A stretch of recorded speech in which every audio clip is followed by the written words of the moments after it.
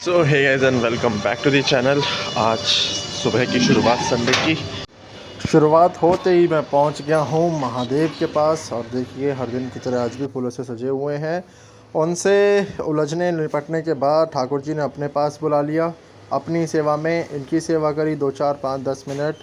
महाराज की सेवा करने के बाद महाराज को नहला धुला के तैयार करके आरती वारती करके रखा। और फिर मम्मी का बनाया हुआ कस्टर्ड इनको भोग लगाया।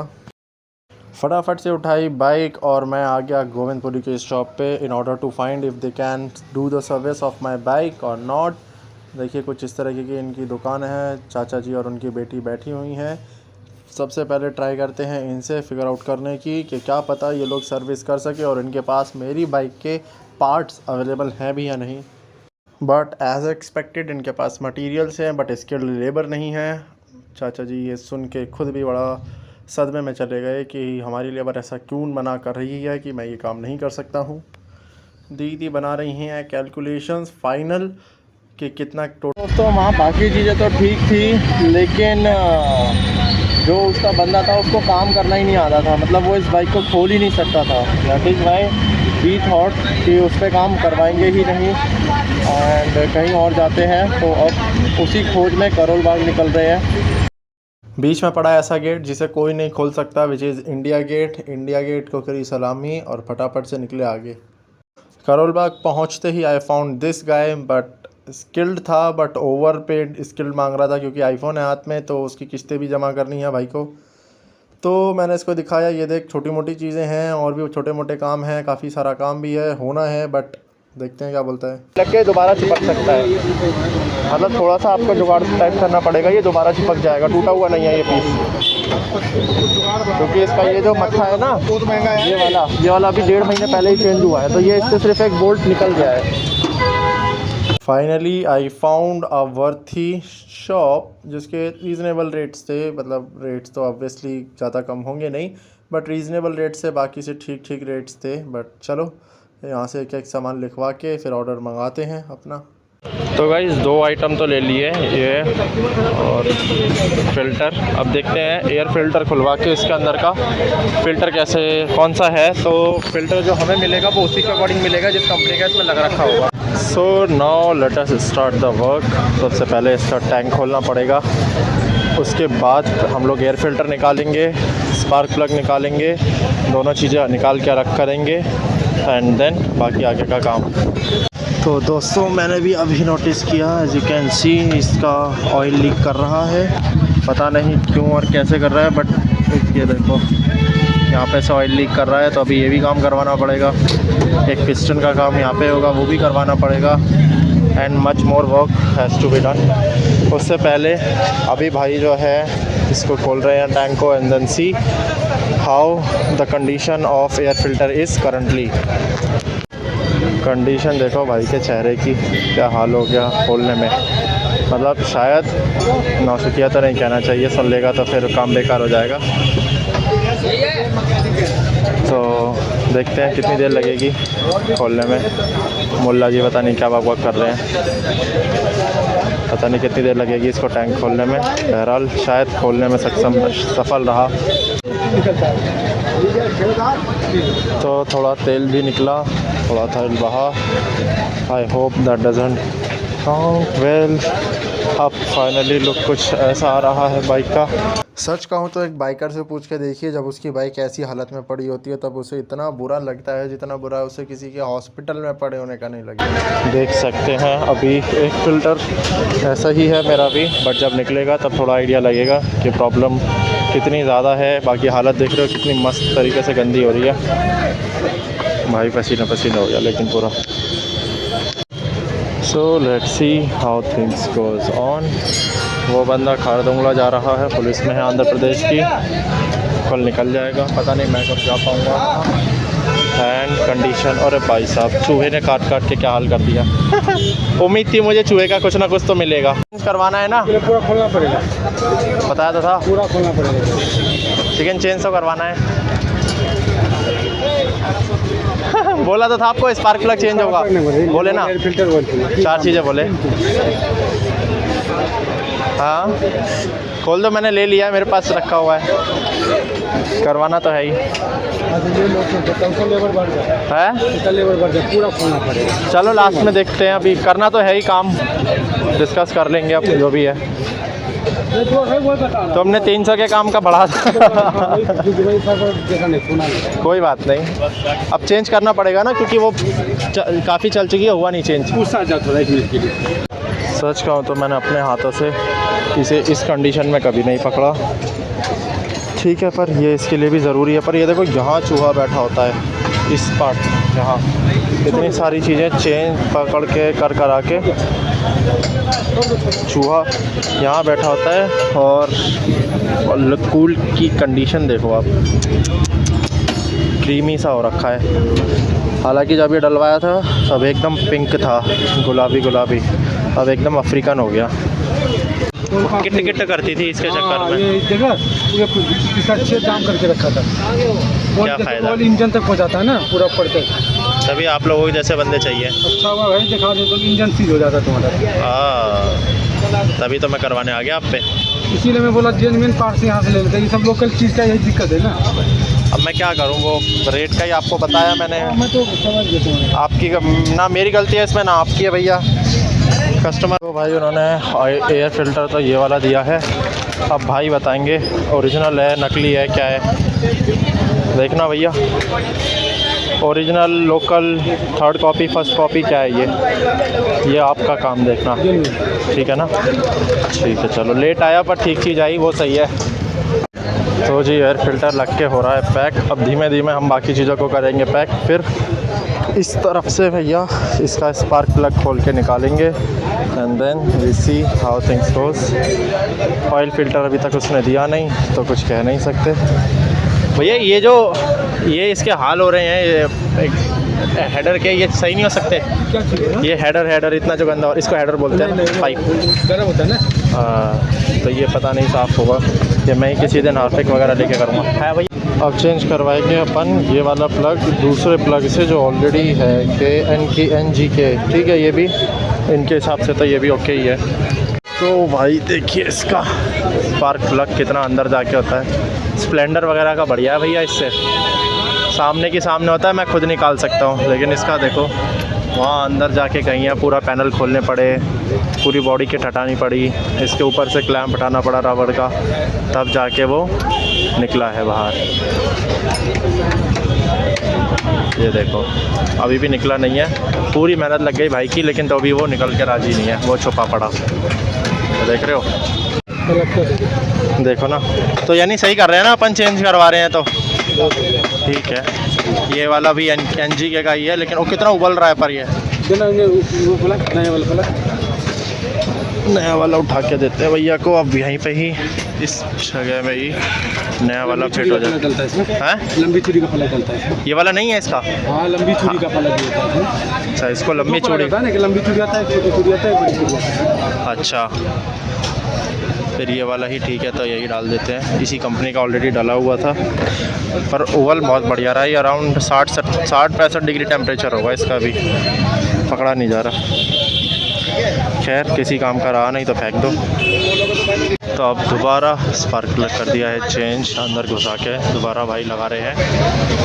इसी के थ्रू लगाना पड़ रहा है, खैर क्योंकि डायरेक्ट लगाना मुश्किल था, वहाँ हाथ पहुँच नहीं रहा है। इस ससुर पैनल की वजह से इसको भी खोलना पड़ेगा अभी।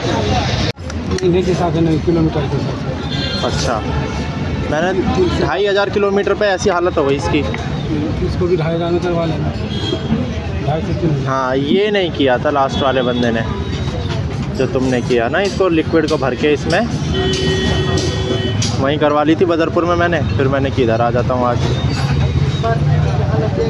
क्योंकि लास्ट टाइम इन्होंने तोड़ा ताड़ी कर दी थी ना सिस्टम इसमें पूरे।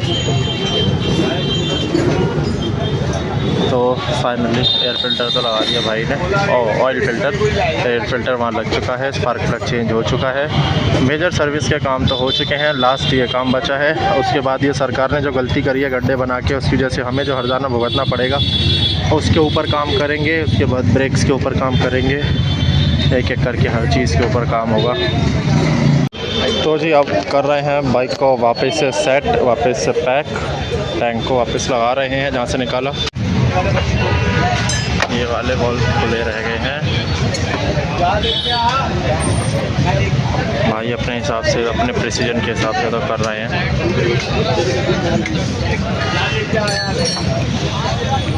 ये वाला पिस्टन काम नहीं कर रहा, ये वाला इतना आगे आ गया है ना, वो अपनी जगह से हिल ही नहीं रहा और उस वजह से ब्रेक आधे लग रहे हैं।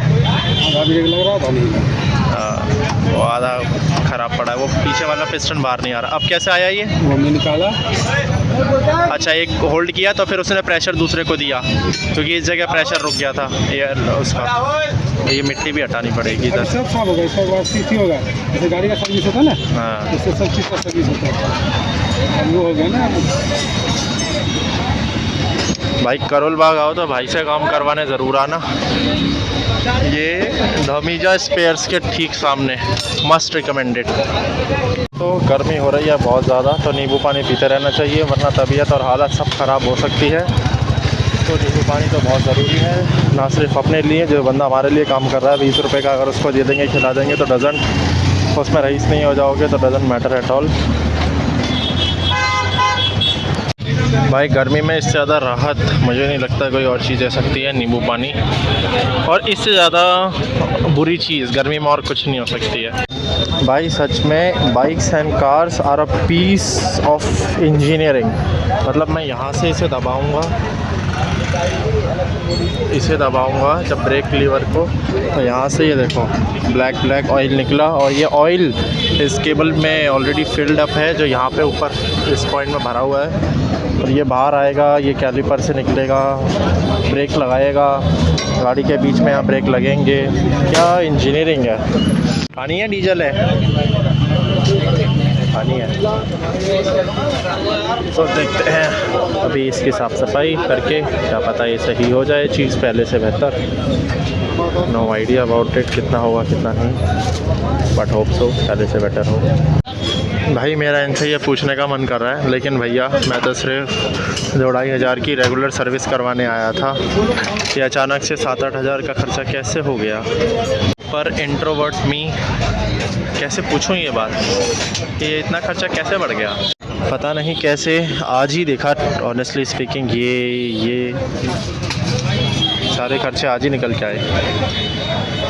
तो दोस्तों अब फाइनली पैक कर दिया वापस से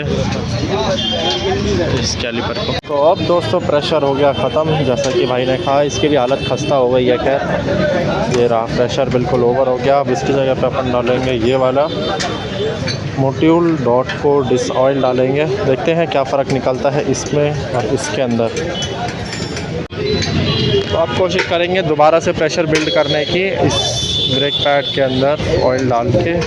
लेट्स सी कितना हम लोग कर पाते हैं कितना नहीं। तार है उसमें तो अभी भी पुराना वाला ही होगा, निकालेंगे, अभी निकलेगा। पाइप के अंदर ऑलरेडी पुराना वाला होगा, तो अब पहले पुराना वाला। पर गाड़ी की हालत खस्ता हो गई ऑनेस्टली स्पीकिंग। अब एक बढ़िया धुलाई के बिना ये सही नहीं होगी। अब पहले हम लोग पुराने वाले को निकालेंगे, फिर नए वाले को ऊपर से नीचे लेके आएंगे। Let's see how things goes.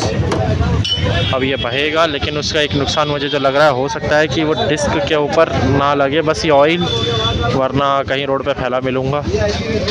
चलिए अब बढ़ते हैं आगे फाइनल स्टेज की तरफ। फाइनल एंड मेन स्टेज और सबसे महंगी स्टेज मेरे अकॉर्डिंग जो हो सकती थी है, विच इज़ शॉकर के अंदर का जो ऑयल है वो लीक हो रहा है, जैसा अभी हमने डिस्कस किया। तो उसको चेंज कराना पड़ेगा, वेरी मच नेसेसरी। तो सबसे पहले तो ऊपर से शॉकर्स की खोलने की शुरुआत करेंगे। यहाँ से शॉकर्स खोलेंगे। Now the work of changing the oil seal, and उसमें ऑयलिंग भी दोबारा करनी पड़ेगी, निकाल के क्लीन करके। That has started.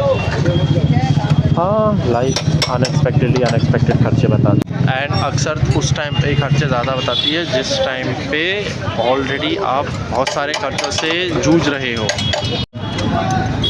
तो जी दोस्तों आप लोग देख सकते हैं, इतना भी आसान नहीं है इसको खोलना जितना लगता है और जितना दिखता है। चेहरे पे पता चल रही होगी भाई के, देख रहे हो एक्सप्रेशन, देखो क्या दिक्कत है। क्या सिंगल सिलेंडर में भी क्या करते हैं साले। चेहरा देख रहे हो, कितनी मेहनत लग रही है इस फोक को खोलने के लिए। काफ़ी मेहनत करवाती है ये सच में। जितनी दिखती है पतली सिंपल प्लेन सी उतनी है नहीं है। लो जी दोस्तों, इसका आगे वाला पैर तो चला गया, निकल के फेंक दिया अलग, और अब कुछ ऐसी लग रही है ये, पता नहीं क्यों बड़ी अजीब सी लग रही है, पर ठीक है। हर बार मैं अपने आप को यही कह के समझाता हूँ, मनाता हूँ, it is the part of process of a part. ऐसा नहीं होगा, इसको बेहतर नहीं कर पाऊँगा अगर ऐसा नहीं करवाया तो। इतना तो जितना किसी के, वाह क्या साउंड है, इतना तो जितना किसी के हॉस्पिटल में एडमिटेड होने पर बुरा नहीं लगता, उससे ज़्यादा बुरा तो इसके यहाँ होकर इस हालत में होने में लगता है। चलो, फुल के हाथ में आ गया सील फोक, इस कंडीशन में है। अब इसको खोलेंगे, निकालेंगे, तोड़ा ताड़ी चालू होगी। और धन्नो, कैसा लग रहा है तुझे ऐसा होके? ये देखो ऐसी हालत हो रही है इसकी, क्योंकि ये जब से ली है, जब से लेके अभी तक इसने इस मामले में तो मुझे डिस्टर्ब नहीं किया था। मैं इस मामले में तो इसके साथ बड़ा ही खुश था, लेकिन अब जब ये फोक खुल चुका है तो अब ये प्रॉब्लम शुरू हो रही हैं। ये पता नहीं अभी बाइक को गिराता, तो अब प्रॉब्लम शुरू हो रही हैं। फोक्स लीक हो रहा है, ऑयल, सील टूट चुकी है। खैर यही एक ऐसी सील आज तक जो तोड़ी है, तो दे के मारी कहीं, तो उस वजह से सील टूट गई। Now what is to be done, ये खुलेगा, निकलेगा, साफ़ होगा, चेंज होगा, दोबारा से इसमें ऑयल डलेगा इस पर्टिकुलर खाली पोर्शन में, एंड देन ये दोबारा से इसमें लगेगा, तो फिर ये कंप्रेशन और रिबाउंड अच्छे से कर पाएगा। दोस्तों इसके अंदर भी ऑयल होता है, वो भी निकल चुका है। जगह मेरे को लग रहा है बाइक गिरेगी बार बार लग रहा है, जिस हिसाब से लोग ये देखो फंस के निकल रहे हैं। खैर अब देखो, ये प्रोसेस मुझे बहुत अजीब लग रहा है करना इनका, बाकी तो ठीक है। अभी भाई फ़िलहाल पुरानी सील को निकाल रहे हैं। चलो, कोई तो है जो सील तोड़ने में लगा हुआ है, थोड़ा मुश्किल होता है फर्स्ट टाइम तो। और ये रही, निकल गई पहले सील, और अब ये बाहर निकल जाना चाहिए, निकल गया।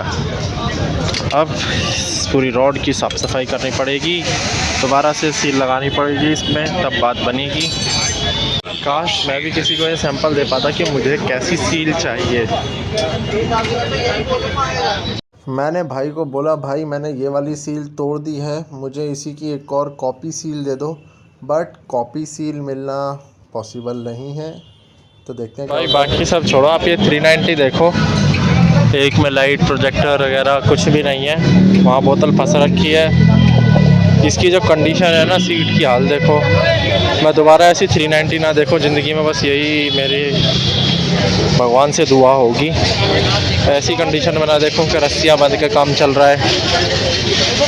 तो जी फोक सील पहले से तो साफ़ हो गई है, कंडीशन आप देख सकते हैं बढ़िया लग रही है फ़िलहाल तो। टेंट वहाँ निकालेगा मस्जिद के पास, अभी देखते हैं। ये नहीं है, सेम साइज़ की लिया है वो बंदा,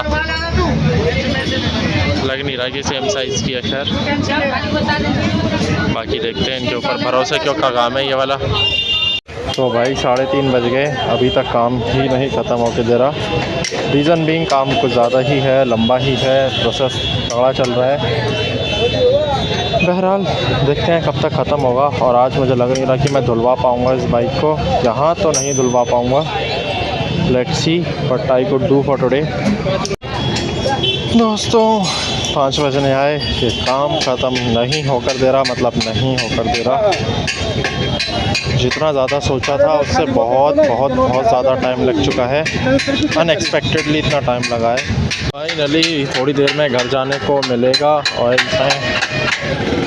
में। सॉकर ऑयल जा रहा है, लेट्स सी कितनी देर में ये काम ख़त्म होता है और हमें घर जाने के लिए मिलता है। ओवरफ्लो हो चुका है फ़िलहाल तो।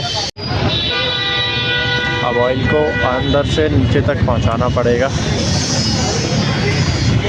सो दैट अंदर नीचे तक ऑयल पहुंच जाए बेरिंग के। एंड देन सील को टाइट करो, और नीचे लॉक लग गया है, वो लॉक टूट जाता है बेसिकली। अब वापस से लॉक की वजह से इसको खोला, वापस से लगाना पड़ेगा। या ऊपर पेच लग गया है, ठीक है। अब दोबारा से डाल रहे हैं, इसको निकाल के दोबारा ऊपर फिट करना पड़ेगा। एंड लेट्स सी कितनी देर और लगेगी इस पर्टिकुलर प्रोसीजर में। दोस्तों हंसना तो नहीं चाहिए पर मैं क्या करूं, ये इतनी खस्ता हालत में थी कि ये देखो जिस रबड़ से इसको पकड़ा हुआ था ना ससुरी, वही रबड़ निकल के गिर गई। हंसी बहुत आ रही है और वो विट प्लेन पे गिर गई जोर की। बहरहाल तुम्हारा भाई वहाँ से निकला, गाड़ी को किया बाइक को किया पार्क साइड में, और मैं पहुँच गया लेडीज़ों की famous market which is Lajpat Nagar और सरोजनी मार्केट। फटाफट से देखने शुरू किए, सूट से शुरुआत की और लाली लिपस्टिक बिंदी बिंदी और बाकी के सूट वूट कॉर्ड सेट वगैरह ये सब देखे, लेकिन पसंद सिर्फ ये वाला आया क्योंकि इसका कपड़ा अच्छा था। और भूख लगी बहुत बहुत ज़ोर की। फ़िलहाल छोड़ो, कुछ रिंग्स देखते हैं मम्मी के लिए, कोई रिंग पसंद आती है तो। कुछ रिंग्स 2-3 पसंद आई बट लेने का मन नहीं हुआ, पता नहीं क्यों बट मन नहीं हुआ। चलिए आगे बढ़ते हैं और मार्केट को एक्सप्लोर करने की कोशिश करते हैं।